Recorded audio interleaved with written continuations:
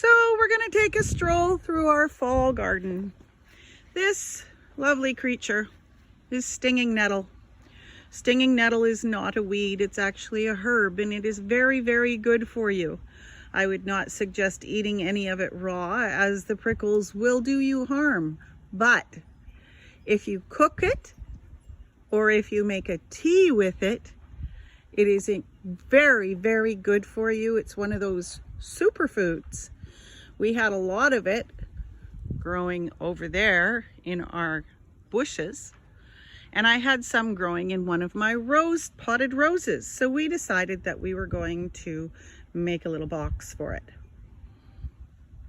We are going to try to keep it out of the rest of the garden because it does invade very quickly, but it is very good for you, and anything that you pull from your garden, with gloves of course, can be harvested and eaten and made into a tea. And as we go along, we see down here my eggplants are coming along quite nicely. I think, oh, look at that one. They are ready to pick. And you see all those little prickles? Eggplants have thorns, so be careful when you pick them. Even the flowers have thorns. Back here we have my broccoli that's gone to seed.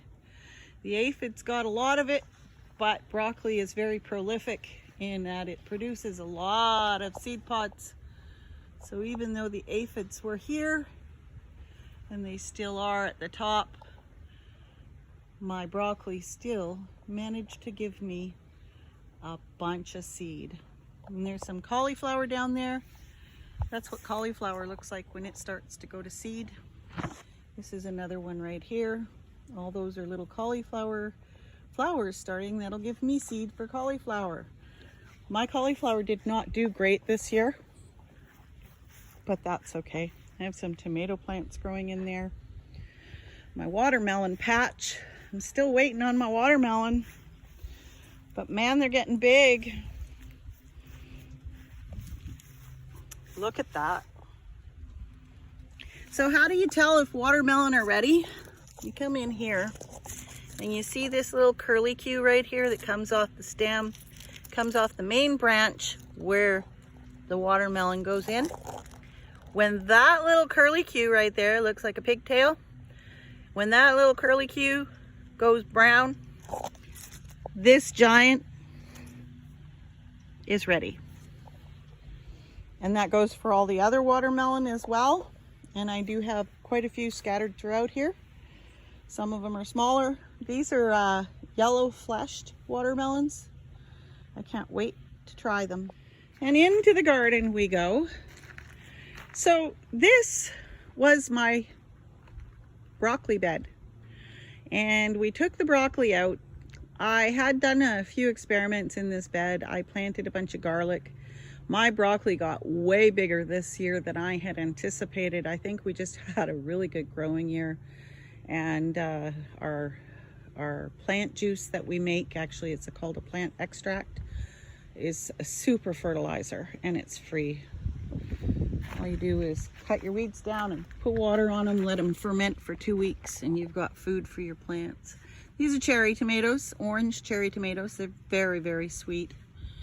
I very, very much like them, and I'm looking forward to them coming. Cherry tomatoes, you don't have to worry as much about cherry tomatoes when it comes to the rains bringing the blight and stuff.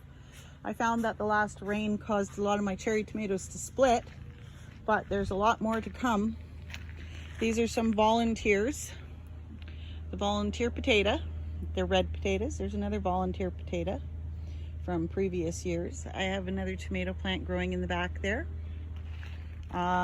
This is one of our onions that we left because she has a beautiful flower set on her. We're just waiting on that to finish so we can pull the seed from that. And then my garlic that I planted in the spring. Now everybody says you're not supposed to plant garlic in the spring. Well, she came up late in the fall, well, towards the end of summer. I have a few, and hopefully I get more pop up. We had a lot of cherry tomatoes from our compost, which was fine. They're volunteers, and when my broccoli was finished, we just let the cherry tomatoes take over. You can make cherry tomatoes, like a sauce out of cherry tomatoes. I've had it before. It's very, very good. You do need a lot of cherry tomatoes, but I'm anticipating on getting a lot of cherry tomatoes. My Roma tomatoes didn't do as well this year. I did put them in pots. It was very hot, so the pots heat up the roots, and the tomatoes don't really like their roots to be heated up. I don't mind the heat. My tomatoes started doing better once I put them under the patio, and I'll show you those in a bit. Here's my watermelons that stretched from way over there. I'll shrink this back down, I can't. So yeah, this is the watermelon patch. My celery, I have 2 things of celery right there. I gotta get out here and water them some more. It sweetens them up, makes them juicy. There we go. I have a couple beauty watermelons sitting right there under my spider. Right there. He's protecting them. And let's see, these, we have one right here.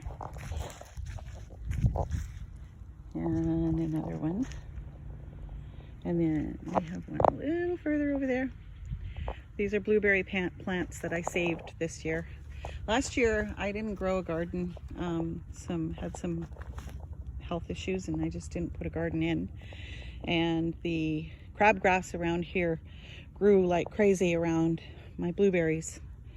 And I had 5, and now I have 3.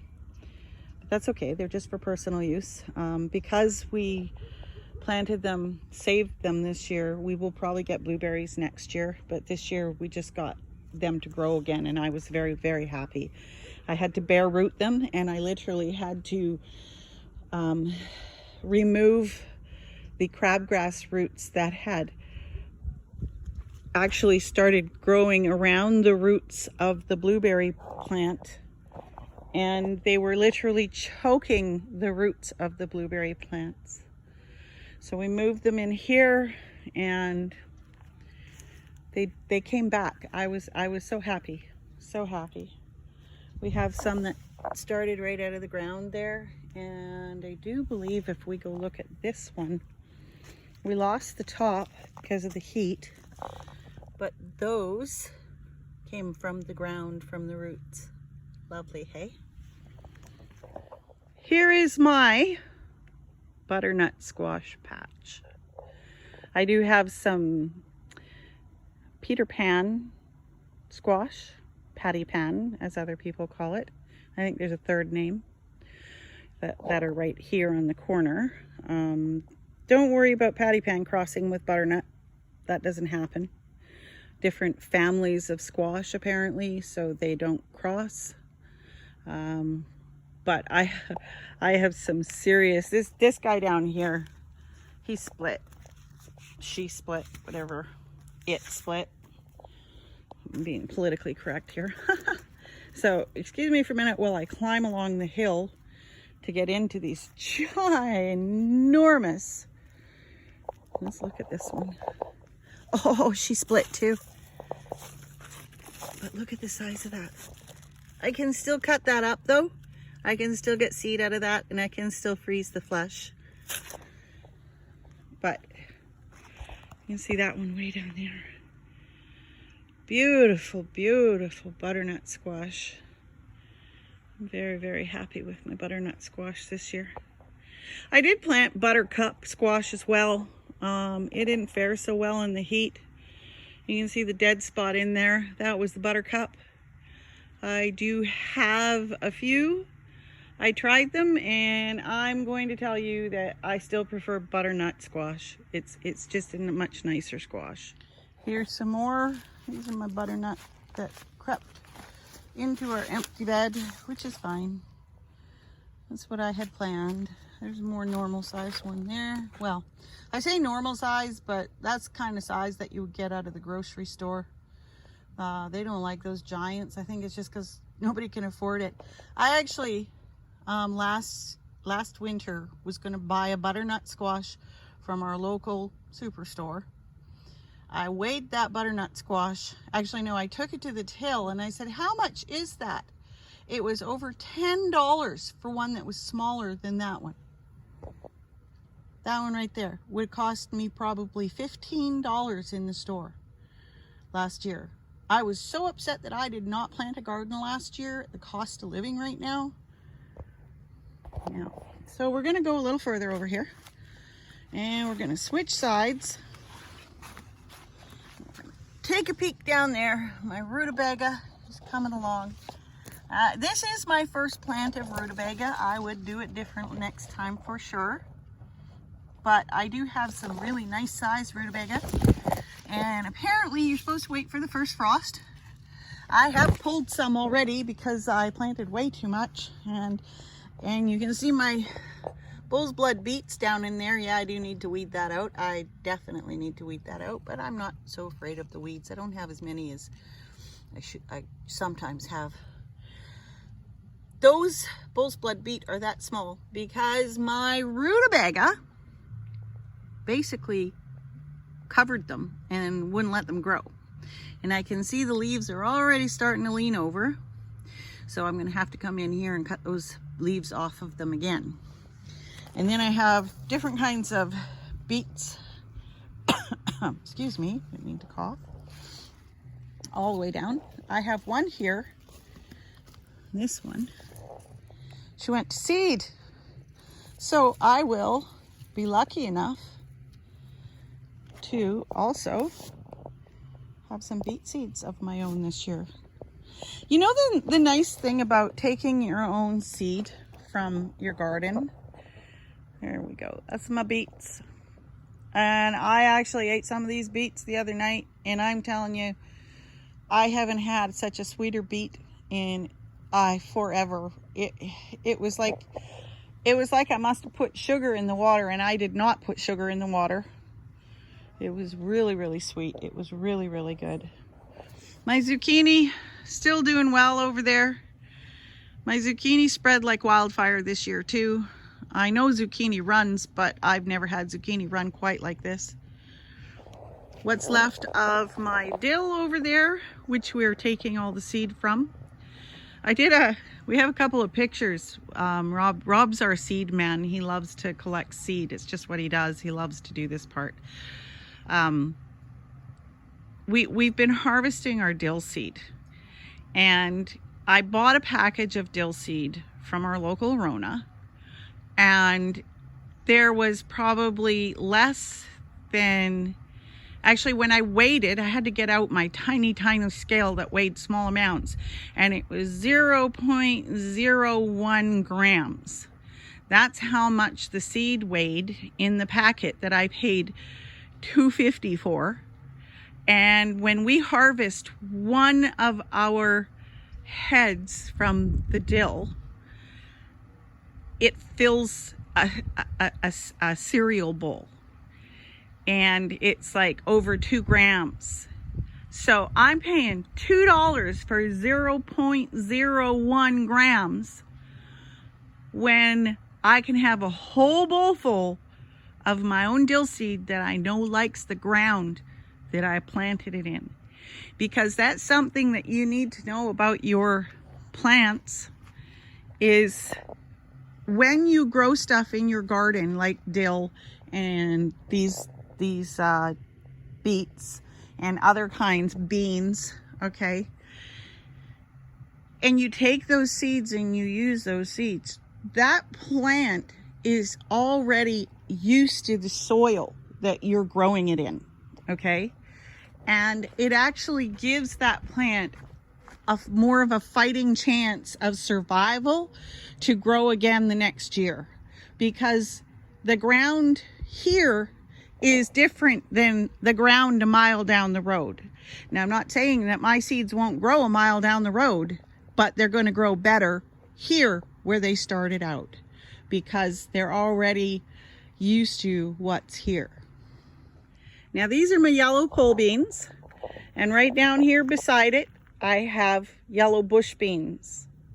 I am not afraid of cross-pollination at this point, because we put these bush beans in about actually the 1st to 2nd week of August for a second planting. And I chose bush beans because they're a faster grow. They get to a certain size, which is, as you see it, only about 2 feet off the ground, and they start producing, whereas pole beans need to be really tall before they start producing. But all of these are seed for next year. I've just left them on the vine, and they were pollinated long before the other bush beans went in. So I have no problems. There will be no cross-pollination. The only thing that I'm a little concerned about, and I would not use the seeds, is these are what's left of my cucumbers. But accidentally, I put in a butternut squash plant with my cucumbers. So I have butternut squash growing on my cucumber rack. All of the cucumbers and these butternut squash probably cross-pollinated, so I will not be using any of the seeds from this rack here, which is okay because I have a lot of seeds. I don't need to use these. I'll just be more careful next year when I put my cucumbers in. And my carrots are all still growing strong. I have to admit, I did not get all of these thinned out. And here I will show you what happens when you don't thin your carrots. If we look down in here, they're pretty jumbled. You see all those carrots down in there? Well, what happens is, okay, those ones are probably good. I have to find a better spot because those ones I actually probably thinned out. That's why they look so good, but we'll go down in here. If we can find something down in here. I'm just trying to find a spot that I can show you where I did not thin it. And it's actually harder to get the carrots out. The carrots are smaller. Sorry for that jumbled mess there. But here's some here. So we'll pull these. Carrots are a lot smaller. They're harder to get out. See that? And in some places, these are still really nice carrots, but in some places the carrots are so tight because I did not thin that they're wrapped around each other. They're really, really tiny. But the nice thing about these is I'll be pulling carrots from here till the first frost. Carrots even, I've heard say they last after the second frost or the first frost. You could have a frost and you can still be pulling carrots. So, and nice thing too about carrots, I pulled carrots probably the end of July. I think that was when I was pulling my first baby carrots. And I still have those baby carrots in my fridge. Carrots last a long time in your fridge or in cold storage. Carrots are a good keeper. Good keeper. And I had in here this year, I planted garlic. Garlic did not grow, but it's coming up now. In there, I planted onions, and we've taken all the onions. They grew nicely. And I put in garlic chives because garlic chives will come back next year. I started them in that little thing over there. They didn't do great, so I transferred them to this black bin here. So these 3 pots, 1, 2, 3. These 3 pots, Rob was taking the pole bean, yellow pole bean seeds, and he came across one of those pods that had all the bean seeds inside had already sprouted and were growing inside the pod. So he had me come out here and plant them, and we decided to put them in pots because if the weather gets too cold, we can bring them in to the patio and hopefully they can keep growing there. And we wanted to see how big they would get before anything happened. Back there, a couple of my tomato plants got broken off. There's another one there, and there was one branch, as you can see, left on this tomato plant here, one branch So I just let it grow. I got flowers on there now, so I might get a few tomatoes off of it, but we'll see. And it was just exciting. Same with this one. This one here was the same thing. Yep, you can see where it broke right there. And we just let it grow. I think if it had been in the ground and done that, it would have probably already had tomatoes on it by now. Because I did start some from the suckers on your tomato plants, and I put them in the ground. We'll just go look at those now. So this is actually 2 plants. I didn't have 2 tomato cages, so I kind of just made one of them go up the back of the tomato cage. Anyways, this is a tomato that I planted from one of the suckers of my tomatoes that I have in pots. And as we can see, I'm getting tomatoes. Now these would have been planted the same time, and I'm just going to turn around, the same time as those ones in pots. You see those ones in pots? They were broken off, so the plant just had to regrow the stem. It was already rooted. These ones I put in jars of water so that the roots would start, which you don't have to do. You can stick it right in the ground and keep it wet and the roots will start, but I chose to start them in water. Because these are in the ground, they're that much further ahead than those that are not in the ground. Ground, pot. Definitely makes a difference. There's another one right there. See little tomatoes on there. We are having a really good year. I'm hoping that I get these tomatoes. I'm hoping they don't blight out because of the rains that we've been getting lately. And over there is what's left of my purple beans. These purple beans were delicious. Absolutely delicious. These purple guys actually turn green when you cook them. This is the first time I grew purple beans, and I will definitely grow them again. They are a bush bean. And there's that dirty old butternut squash. Just doesn't stop growing. Just grows and grows and grows and never stops. And then I have all my, I haven't been out to pick zucchini in a while. Ooh, that's a really nice one right there. And that's just a giant. You know, oops, sorry, just about dropped the phone.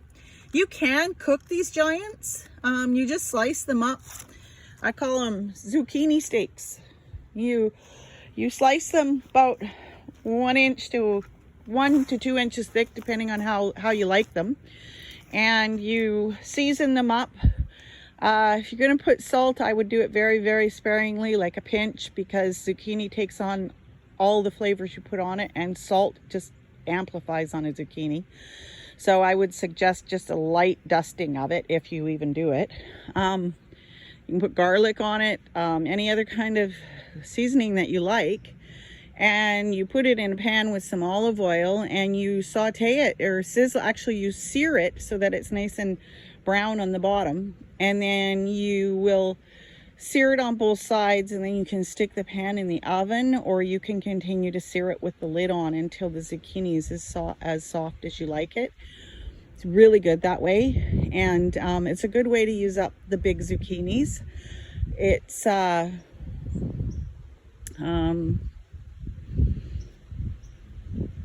I prefer it that way. It's really good, and everybody figures once a zucchini gets big, it's pretty useless other than zucchini bread. But no, you can still eat them. You take the seeds out, of course, and you can leave the green skin on if you want to, or you can peel it. If you leave it on, you would just eat the inside of the zucchini out of it. It's probably, when they get that big, the skins can get kind of hard, so you wouldn't eat the skin, but it's not going to hurt you to leave it on. And this is what's left of my spaghetti squash. We will be harvesting this in the next few days. The squash is still ripening. The leaves are all dying off, but that's what they're supposed to do when the squash is ready. It's like the pumpkins. When the pumpkins are ready, the leaves and stuff die and leave the fruit sitting in the field. Well, it's the same for these spaghetti squash. You can see them all the way to the back there. Yeah. Some nice sized spaghetti squash. I wouldn't want to be buying these babies out of this store. It'd be 20 bucks a piece. Crazy, isn't it? It's what's left of our potatoes.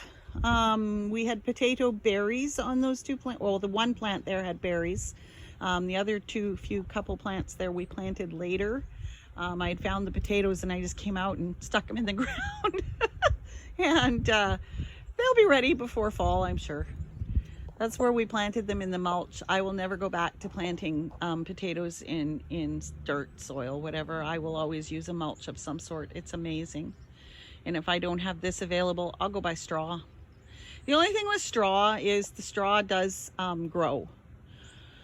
If you buy the stuff that's chopped straw, it's a lighter straw, so it blows away, but it wouldn't grow. The other straw, if you were buying a bale of straw, it has the roots in it. It still grows. People tell you straw doesn't grow. Straw grows. You just throw it in your garden, you water it, the straw grows. Straw is a wonderfully prolific thing that way. Oh, there's those little tomatoes on that tomato plant that I started from a sucker plant. Well, that's the tour of the fall garden. I hope you liked it. If you did, you know, the routine. Push the like tab there, or click it, I should say, because we don't physically push it. We click it or we tap it. And subscribe and leave comments if you want. Just be nice. If you think that I've said something you don't agree with, give me a reason if you have one, right? Yeah, that's all for today. Have a good one. From Rob and Sandra. Talk to you later.